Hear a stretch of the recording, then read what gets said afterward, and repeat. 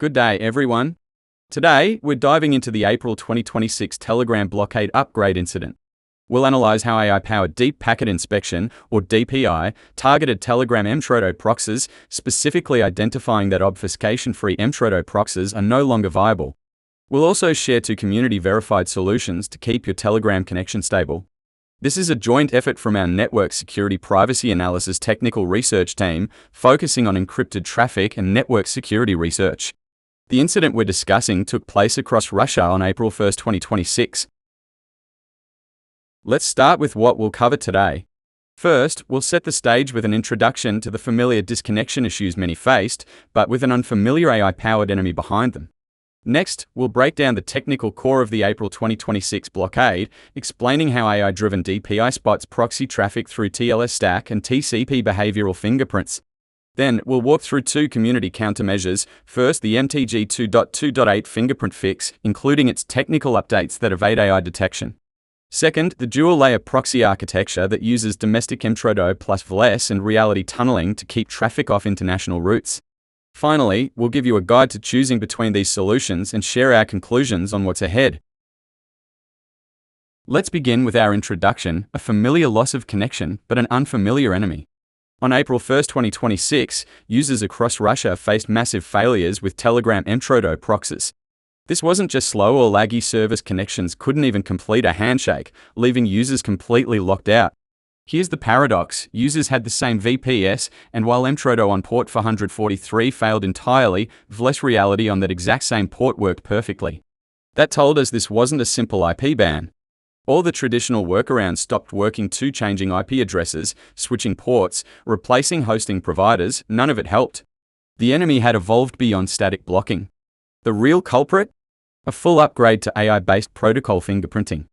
Instead of just blocking proxy servers, internet operators started analyzing client-side TLS behavior patterns to recognize proxy traffic. For unprotected MTProto proxies, network connection failure has become the new normal. Before this incident, proxy nodes could last for weeks, but after April 2026, their lifespan dropped to less than 48 hours. Now, let's look at the technical essence of this blockade, starting with the limitations of traditional DPI. Traditional DPI uses three main mechanisms, each with clear limits. First, IP and port blacklists. These collect known public MTProto proxy server IPs and ports to block them directly at the firewall.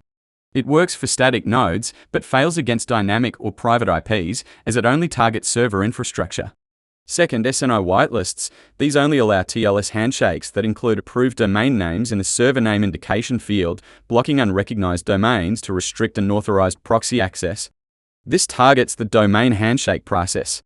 Third, static packet signatures. These scan raw packet payloads for fixed protocol fingerprints, like the MTProto default magic byte value OXCF, to instantly flag unobfuscated handshakes, targeting the protocol payload.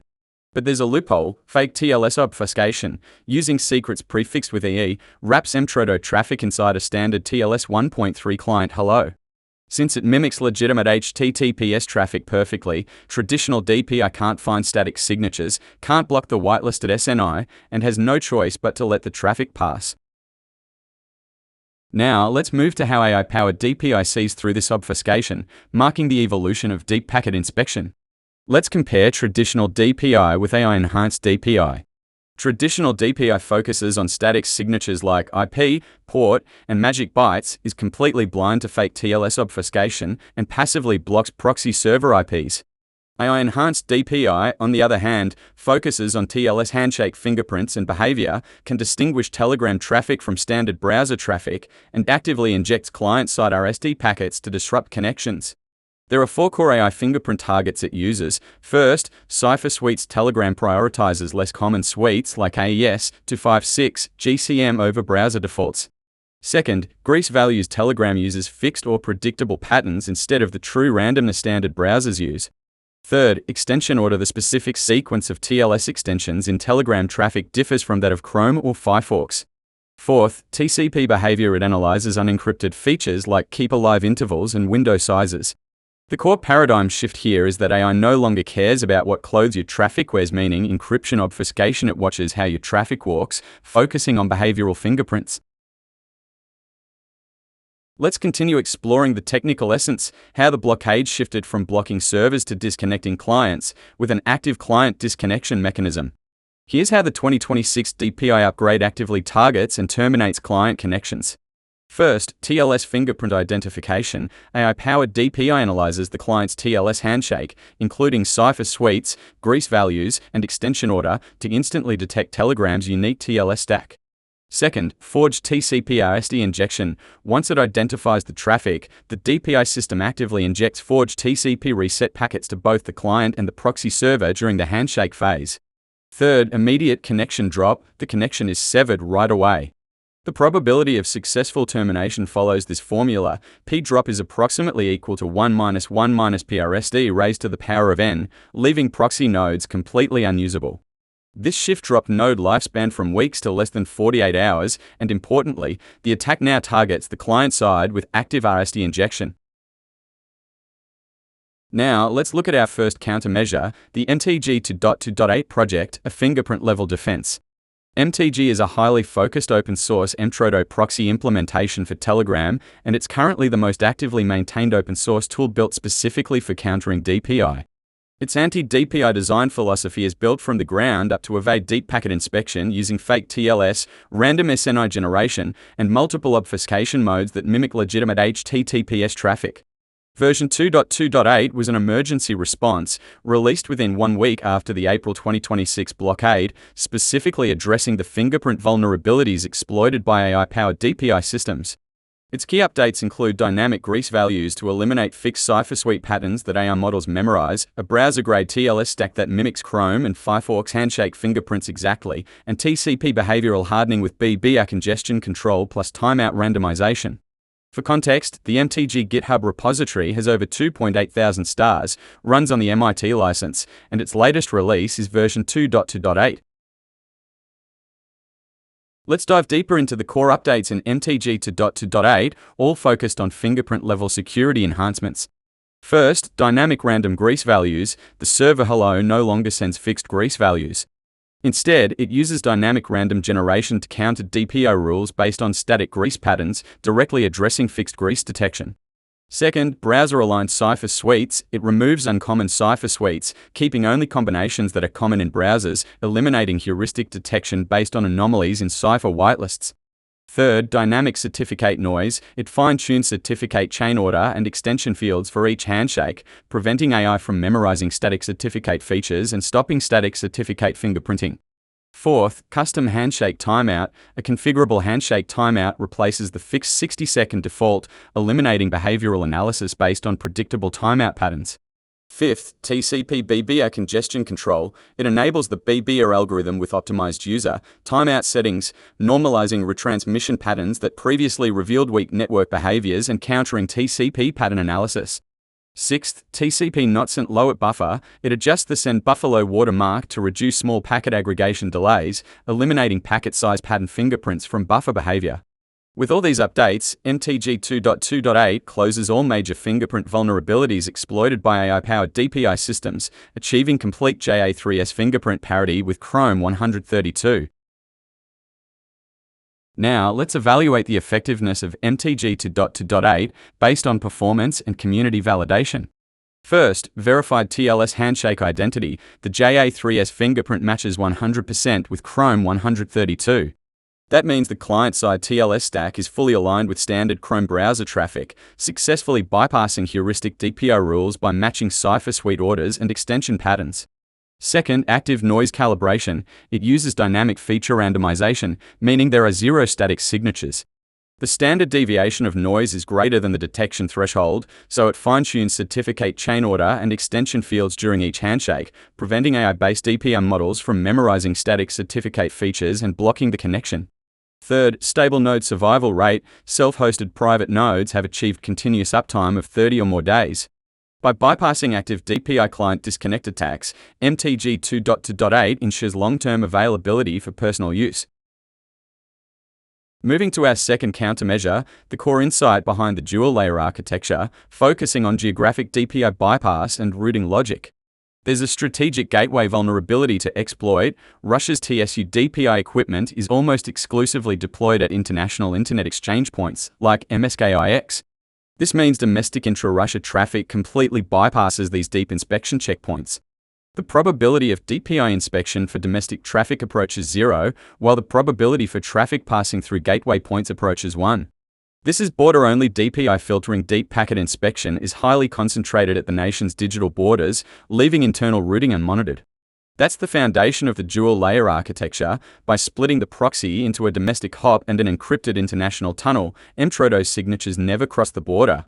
Traffic passing through gateway points faces active inspection, but internal domestic traffic is fully bypassed. Now, let's look at the design of the dual-layer architecture using two-hop routing and traffic obfuscation. The flow starts with the Telegram client at the local user's end. The first hop is an intra-Russia domestic VPS running RU MTProto.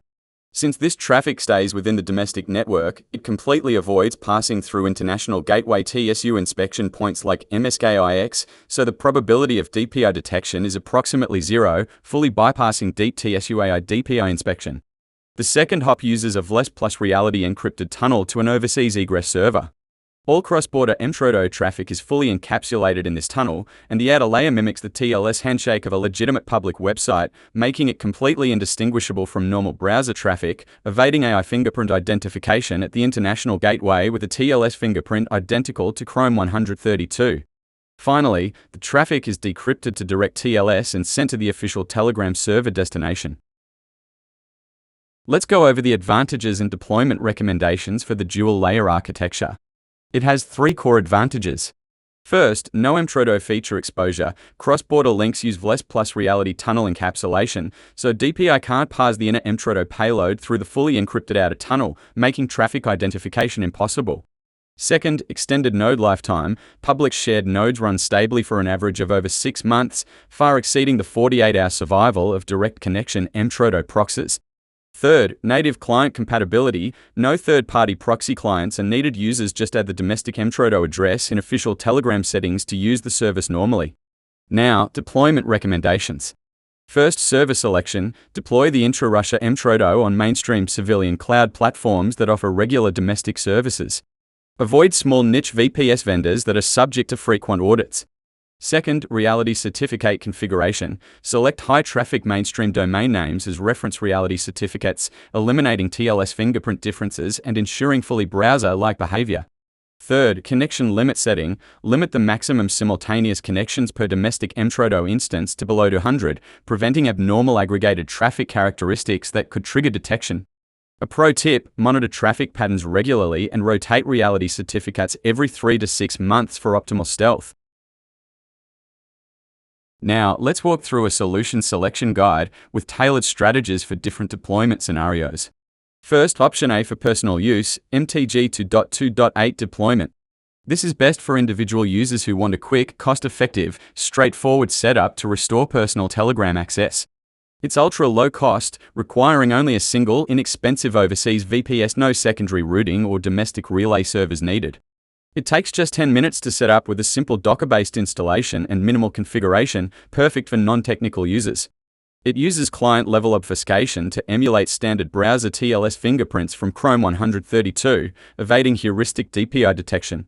The difficulty level is very easy, with an estimated monthly cost of $2 to $5. Option B is for team or public use, the dual-layer architecture. This is designed for small teams, families, or public shared node operators who need maximum anti-blocking resilience and scale. It offers ultimate DPI immunity, encapsulating MTProto inside VLESS Reality so cross-border traffic looks like legitimate web browsing. It provides long-term stability, with an average node lifespan exceeding 6 months, drastically reducing the overhead of constant IP or port migration. It's optimized for multi-user use, supporting up to 200 concurrent users per instance without triggering ISP traffic anomaly alerts. The difficulty level is moderate, with an estimated monthly cost of $5 to $10. Let's wrap up with our final insights and future directions.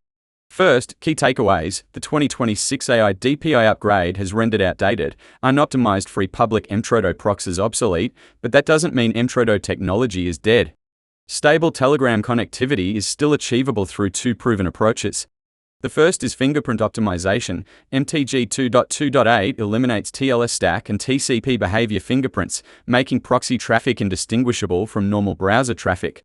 The second is route-based evasion. The dual-layer architecture keeps MTProto traffic off international routes where AI-DPI is deployed using domestic MTProto plus VLESS and reality tunneling. Looking ahead, anti-DPI iteration will focus on eliminating behavioral differences between proxy traffic and normal browsing to match AI's continuous evolution. The future of resilient proxy infrastructure lies in the fusion of security measures and connectivity solutions. Now, we'll open the floor for a QA and technical discussion. Thank you all for your time. Let's work together to build a more resilient and open network environment. We're the security OPS team with a Network Freedom Initiative focused on global collaboration. You can reach us at research@anti-block.net, find our open source work at github.com/9seconds/mtg, and our technical focus areas include MTProto obfuscation, AI-DPI countermeasures, and multi-hop tunnels. We invite you to join the discussion and share your experience. This work is copyrighted to the 2026 Secure Connection Initiative.